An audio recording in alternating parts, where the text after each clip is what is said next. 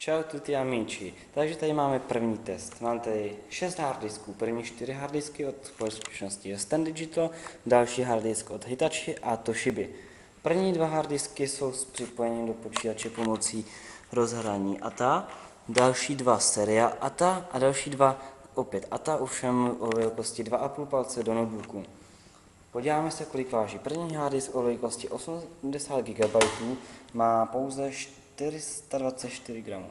Další harddisk o velikosti 120 GB už má něco víc, má 587 gramů.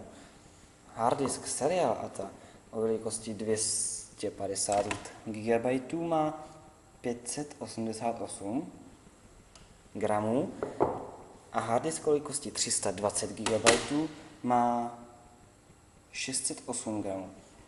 Takže u normálních velikých harddiskách platí to, že čím víc gigabajtů, tím víc váží. Ovšem, notebookové harddisky. První harddisk má 40 GB od společnosti Hitachi, dávali to IBM do svých ThinkPadů a má 104 gramů. Ovšem, druhý harddisk od Toshiby má 100 GB a váží míň, pouze 95 gramů. To by byl konec prvního testu a užijte si další.